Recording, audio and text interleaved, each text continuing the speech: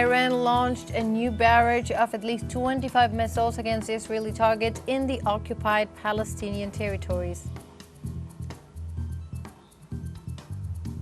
The Palestinian Authority reported nearly 70 fatalities and over 200 injuries in the last 24 hours following Israeli troop bombardment of the Gaza Strip. And in Mexico, Hurricane Erick made landfall in the state of Oaxaca as a Category 3 storm, bringing heavy rains and floods.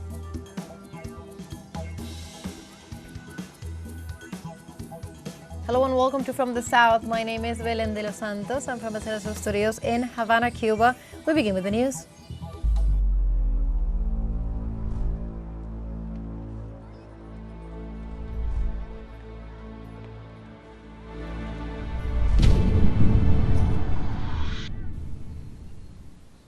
We now begin with the information. A new barrage of Iranian missiles struck several Israeli cities on Thursday morning.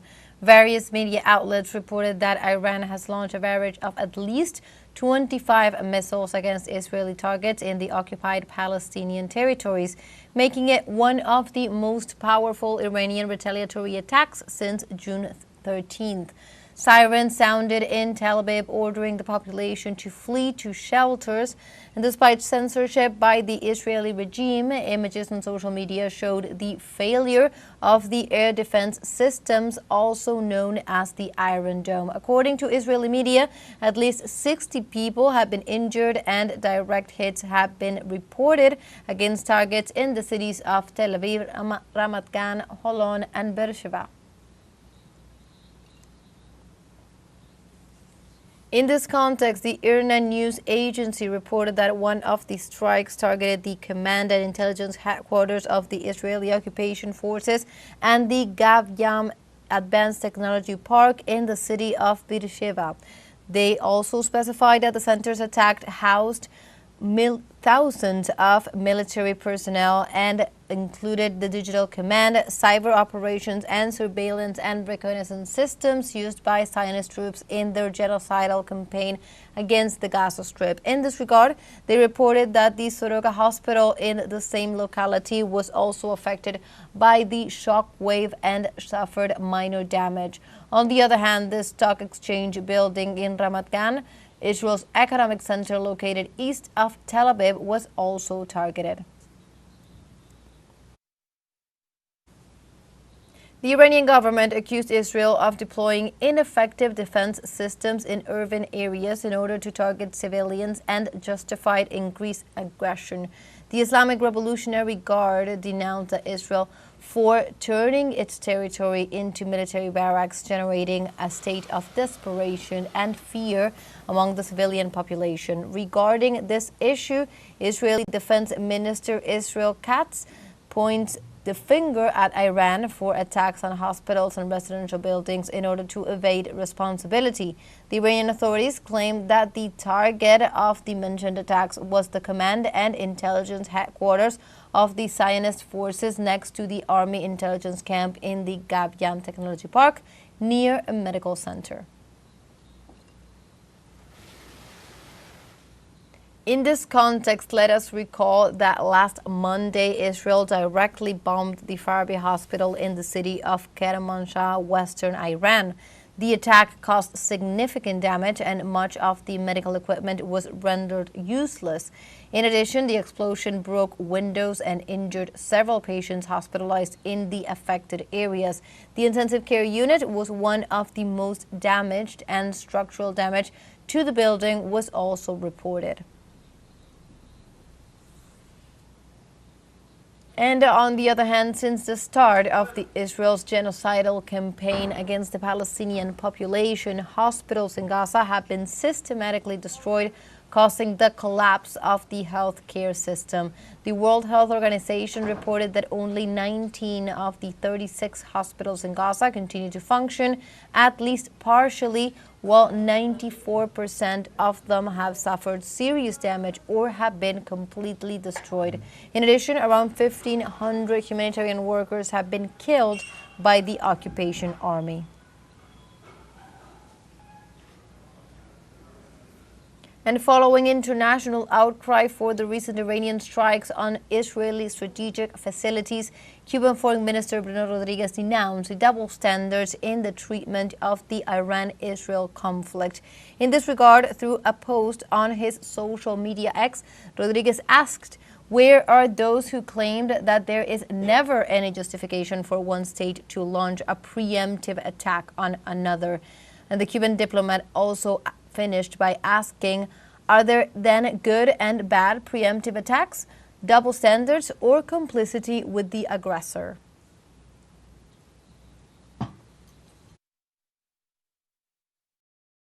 Once again, media outlets aligned with international Zionism have tried to manipulate reality by claiming that Iranian helicopter gunships were attacked in Kermanshah province. However, available images and evidence show that the target of the alleged attack was a replica. There is no record of secondary explosions that would confirm the version disseminated by these sources. The Iranian armed forces have reiterated that their strategic equipment is under maximum security. Likewise, the Islamic Republic has assured that it will respond firmly to any act of aggression by the Zionists.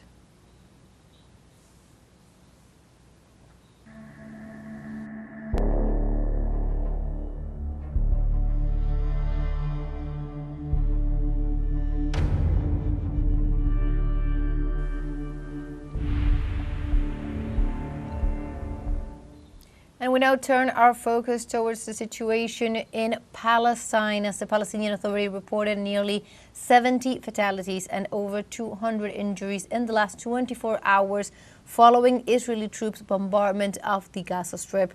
The Palestinian Health Ministry reported that 12 civilians, including 3 children, were killed in an attack on tents housing displaced people in the Al-Shati refugee camp. More than 2 more were killed by an Israeli bombardment on a street in Al-Hala, west of Gaza. Israel's ongoing genocide has left more than 55,000 victims, despite calls from the international community for an immediate ceasefire.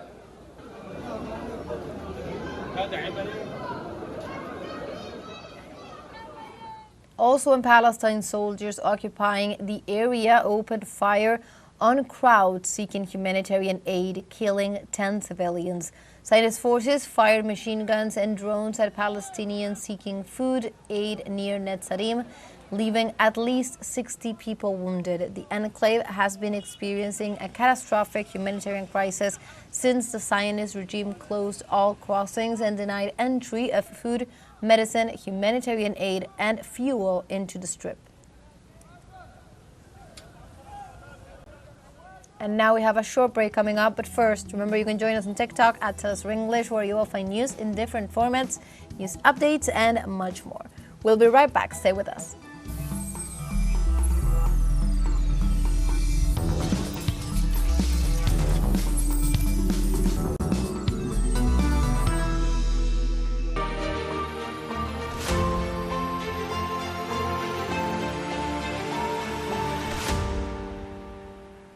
Welcome back from the South.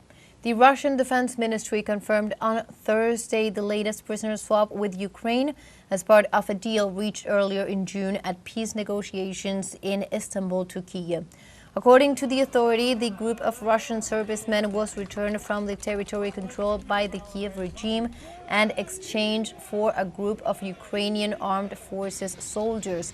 The militiamen are currently on Belarusian territory, where they are reportedly being provided with the necessary medical and psychological assistance. In addition, the Eurasian nation's defense ministry informed that the servicemen will be soon transported to Russia for treatment and rehabilitation at the institution's medical facilities.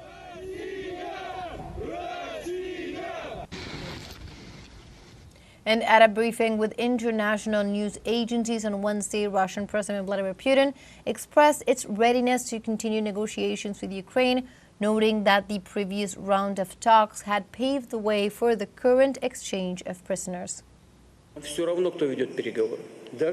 We don't care who leads the negotiations, even if it's the current head of the regime.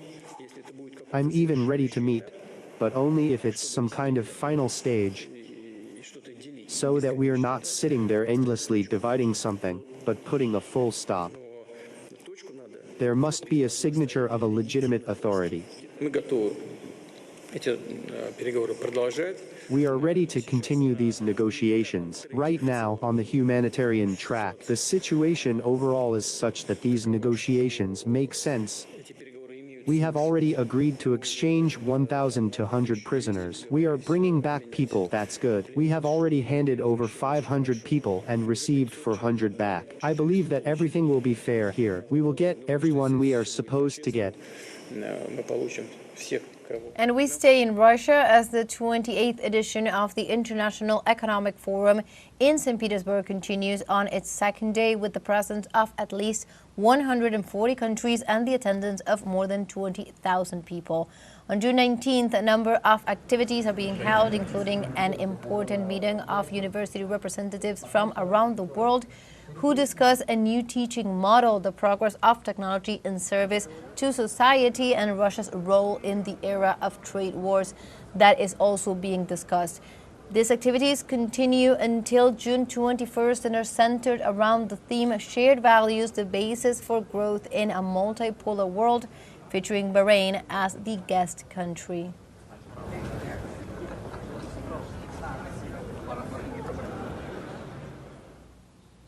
In other news, President Xi Jinping urged the advancement of the construction of a community with Central Asian countries and the promotion of trade cooperation through the Belt and Road Initiative. In his opening speech at the second China-Central Asia Summit in Astana, Kazakhstan, the president emphasized the strengthening of ties of friendship and cooperation among Asian nations. He emphasized that the 6 member countries seek to promote modernization through high-quality win-win collaborations based on mutual respect and mutual benefit. He announced that China and the Central Asian countries would sign a treaty of good neighborliness and permanent friendly cooperation to promote security and stability in the region.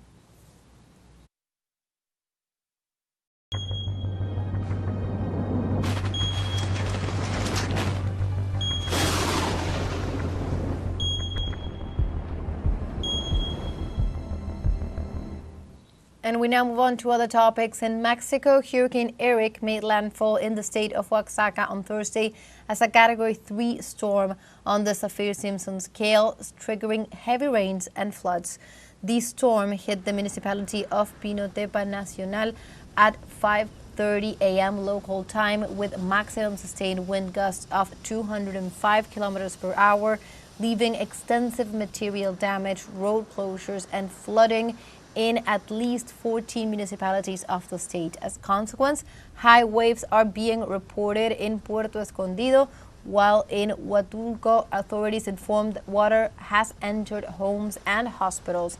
Despite the magnitude of the phenomenon, authorities have yet to confirm any fatalities, but one person was injured by a falling fence. As the storm barrages through the territory, there have also been reports of power outages. Precisely in this context, the President of Mexico, Claudia Sheinbaum, announced that all activities were suspended until further notice after Hurricane Erick arrived on the coast of Guerrero and Oaxaca this Thursday. Suspendieron absolutamente todas las actividades. All activities have been absolutely suspended. The recommendations are to take shelter in your homes, not to go out, and to stay together as a family. If you live near rivers or in low-lying areas, move to the shelters. Stay together and stay informed through official channels. The Defense Plan and the Navy Plan are underway, as well as the Federal Electricity Commission. There is a lot of coordination between federal, state, and municipal institutions. A volcano in eastern Indonesia erupted, blanketing the sky with a cloud of ash more than 6 miles high and forcing authorities to raise the country's volcanic alert level. Mount Lewatobi Laki-Laki began erupting, spewing ash and gravel into surrounding villages and prompting the National Disaster Management Agency to ask people to evacuate outside the impact radius. The National Disaster Management Agency raised the alert level to 4, that is the highest, and expanded the recommendation evacuation zones. As the volcano continued to erupt, a mushroom-shaped ash cloud could be seen more than 145 kilometers away. Several villages outside the predicted radius, such as Boru, Hewa, and Watobuku, reported ash, rocks, and other debris falling as well.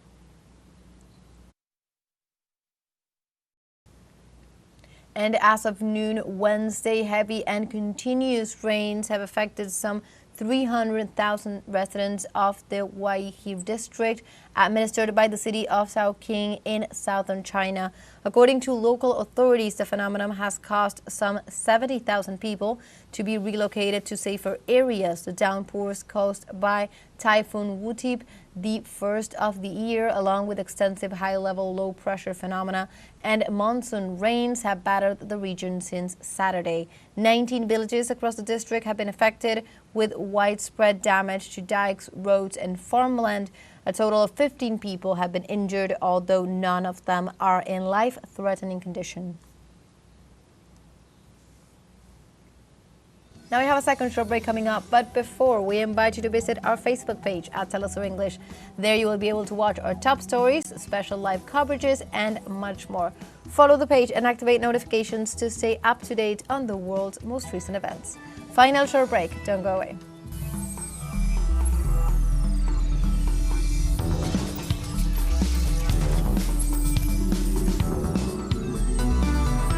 Welcome back to From the South. Former U.S. Democratic Senator Bob Menendez began his 11-year sentence at the Schuylkill Federal Correctional Institution in Pennsylvania. Menendez, who in 2023 was one of the most powerful politicians in the United States as chairman of the Senate Foreign Relations Committee, was convicted in a 2-month trial on 16 counts, including bribery, extortion, and conspiracy. Federal prosecutors in New York revealed in 2023 that Menendez has sold his political influence in exchange for cash and gold bars. Before his sentencing in January, Menendez pleaded for leniency from Judge Sidney Stain, arguing that he had already lost his career and reputation, being ridiculed as Gold Bar Bob.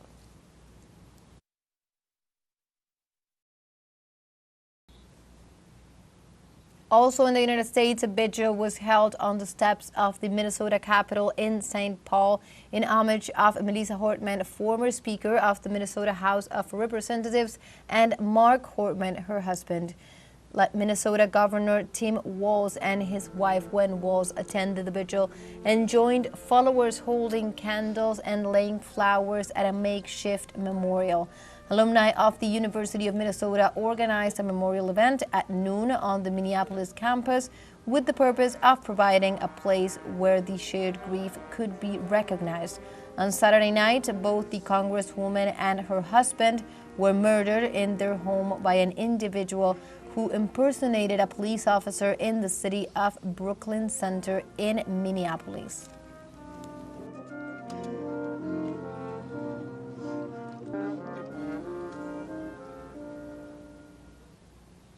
And in other news, the SpaceX Starship 36 suffered a major explosion during a flight test in the U.S. state of Texas.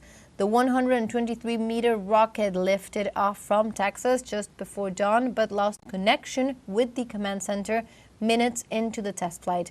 The spacecraft reached an altitude of nearly 150 kilometers before experiencing these issues. With the support of large metallic arms, the first stage of the rocket was recovered on the pad.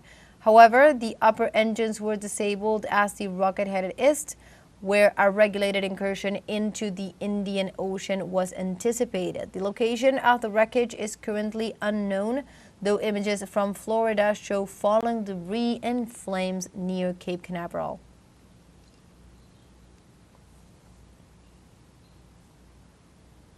We go now to Guatemala as riot police from the National Civil Police violently repressed a protest against mining licenses in the Santa Cruz mountain range with tear gas, leaving one person seriously injured. The victim, who is in serious condition, is the son of community journalist Raimundo Amador. The incident occurred in front of the Rio Dulce deputy mayor's office, where neighbors had gathered to express their opposition to authorized mining projects. Human rights organizations have demanded an immediate investigation as well as guarantees for the exercise of social protest and freedom of the press.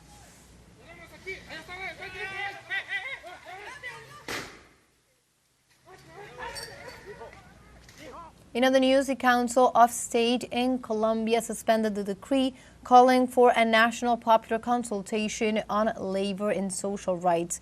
The decision was made as part of processing a nullity action filed against the presidential decree.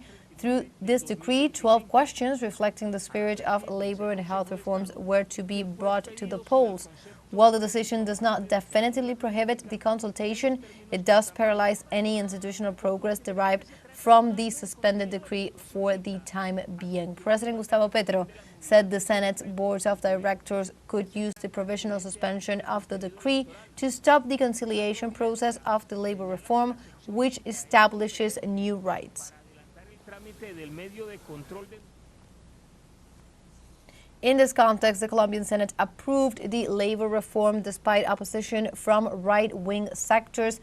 Now it remains to be seen what will happen with the popular consultation promoted by the executive. Our colleague Nan Tobar with the details. With a vote of 57 parliamentarians in favor and 31 against, the Colombian Senate plenary approved the articles that made up the labor reform, whose discussion in its fourth and final debate made clear the positions of the opposition benches belonging to the right-wing parties that decided not to report it. For workers, progress was made in labor rights that had been lost after the implementation of regressive measures imposed during the government of Álvaro Uribe. Está el de los dominicales y festivos, que estaba reducido en un 75%. There is the issue of Sundays and public holidays, which were reduced by 75% in pay for work on those days, but not returned to 100% as it was before 2002, and the working nature of apprenticeship contract, a very important issue for working youth, so much that we talked about them and the opportunities they have for a better future, and yet we denied them their minimum rights. But on this occasion, they will be guaranteed their full rights as a work contract like any other, which does have a fixed term for their position. It was also agreed that the recognition and payment of overtime for night work will be changed from 10 p.m. to 7 p.m., which is one of the most significant elements and key achievements of this project. In a session marked by limited debate and participation by members of the government coalition benches who support the structural changes to the articles and whose position was decisive in the elimination of some articles unfavorable to the working class. En la Comisión Cuarta del Senado, Angélica Lozano y los ponentes introdujeron. In the Fourth Senate Committee, Angélica Lozano and the speakers introduced some extremely regressive measures, such as hourly work, Articles 37 and 38, which we managed to eliminate, as well as a 4-day work week for 3 days of rest, which meant that workers were not paid for overtime, and we managed to eliminate all of that. We went to a clean vote because the agreements that were being made, the consultations that were being made, were broken. Aunque significa un avance en materia de justicia. Although this represents progress in terms of justice and dignity in the workplace, some legislators allied with the executive branch are disappointed that they were unable to include formal provisions in the contracts of cargo transport drivers, who are waiting for the text to be reconciled in both the Chamber and the Senate so that their demands can be met. In addition, the contracts for agricultural workers was not recognized. Contrato de trabajo agrario que está reconocido en el Código Sustantivo de Trabajo. The agricultural employment contract recognized in the Substantive Labor Code in 2000 has not been restored. The reform promoted by Mr. Álvaro Uribe Vélez dismantled many rights, including the agricultural employment contract. Today in Colombia, there are thousands of workers on the farms of large agricultural companies who work as day laborers. Now the approved text from both the Chamber and the Senate must be reconciled for presidential signature and to become law. Analysts assure that thanks to the impetus of the popular consultation containing the key points of the labor reform, progress was made in this area by the Senate. Hernán Darío Tobar Gaitán, Telesur, Bogotá, Colombia. And like this, we have come to the end of this news brief. You can find these and many other stories on our website at telesurenglish.net. Also join us on social media. We are on Facebook, X, Instagram, Telegram, and TikTok as well. For TeleSUR English, my name is Belén de los Santos. Thank you for watching.